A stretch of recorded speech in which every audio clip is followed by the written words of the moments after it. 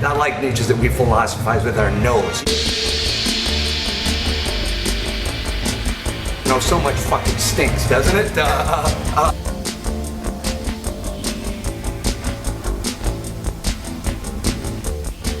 The psychic warfare, yeah, I like this. It's against inhumanity, finally. You know, it's not against any, it's not against, it's in the name of each other, finally, in the element of our impossible pure potentiality, in the element of that about us which resists predication, whatever being. I find this to be a very, very useful thought.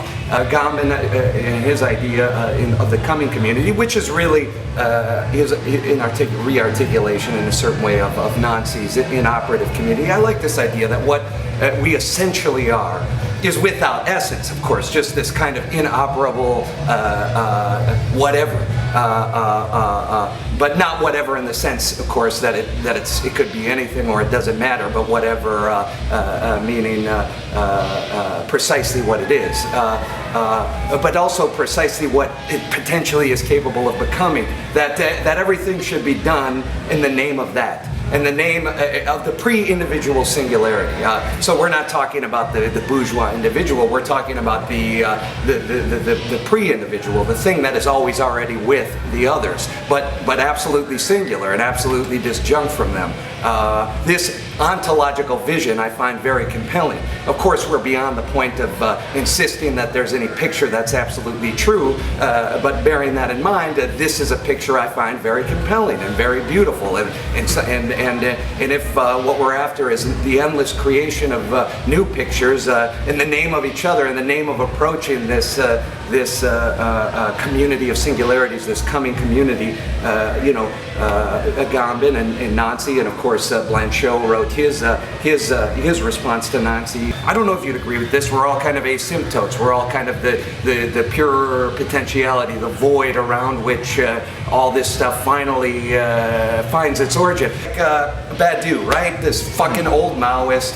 It's embarrassing, right? Because it's like, oh yeah, forget about that guy. But what you know, aside from writing the foreword to Quentin Melissue's book After Finitude, he hasn't done anything that terribly wrong. That was terrible, as we were talking about this whole idea. Oh, here come the white guys again to insist we're going to overcome the critical turn and we have access to an absolute to the thing itself.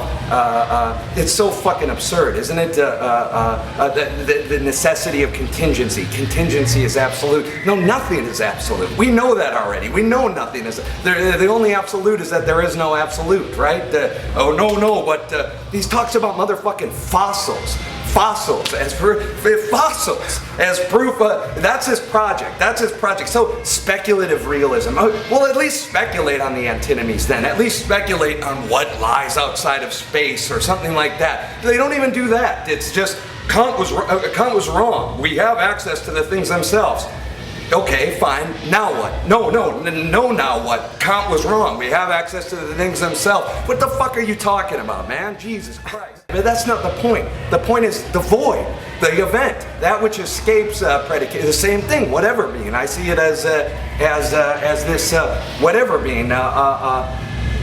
Perhaps what's lacking in Deleuze, and you know, I could be a much better student of it all and read everything more carefully, is the void, is nothing, is that this plane is shot through with gaps and holes and disjunctions, and it's not purely immanent. I love the critique of absolute immanence, because as long as we're all reducible to one plane, there'll be the temptation to return to the Spinozist substance or the creative will or whatever we suppose the one unity that we're all. No, fuck that. No, there's disjunction. I like that's you know, so that's the image. I mean, it's not an absolute truth or something, but that's the image that Badu's set theory goofiness gives us, is this multiplicity of multiplicities shot through with void, like this kind of thing. I find that a beautiful image, you know, beautiful. The only way we can really betray our, you know, whatever being is in the aesthetic creation, is in the mathematical novelty, is in the, do you know what I mean? Like that's the moment where we become evident, or at least there's a glimpse that we can wager. Oh, something was there, something irreducible was there, something other than inhumanity was there, something, you know, when language becomes a question for itself. There, I like that. I like that. We're against consensus building. We're against unity. We're against inhumanity. We're against the state. We're against any predicates and particularities and identities, and we don't wage this in the name of an identity.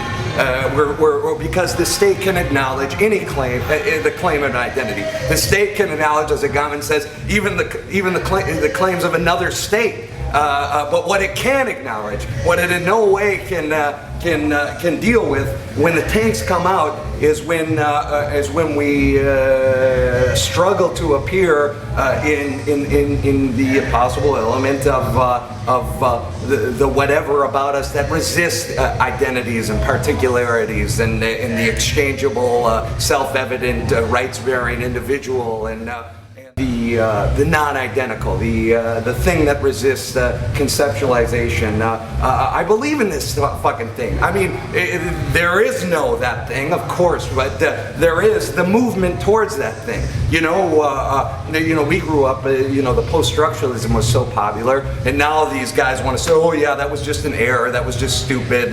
They want to make their caricatures of Derrida and this kind. But no, I mean, we agree. We want to move on to something else, but we agree. There's no outside. You know, there's only the endless following the trace, the endless difference. But what that's about, the nothing that's about, is us. And it's a multiplicity. It's an infinite multiplicity. It's an infinity.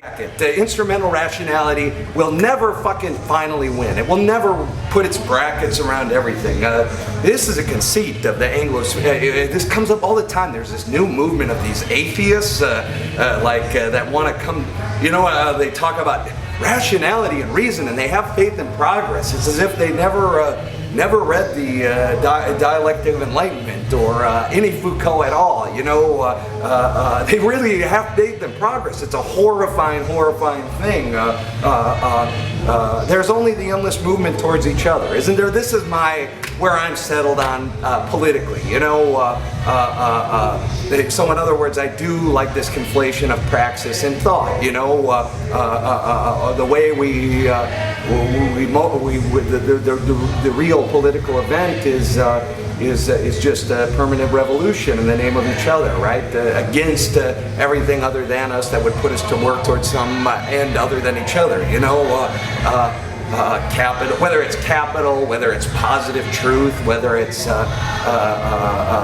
whatever fucking specter it is, nonsense that would make us believe we have anything to do here other than create the United Federation of Planets, right?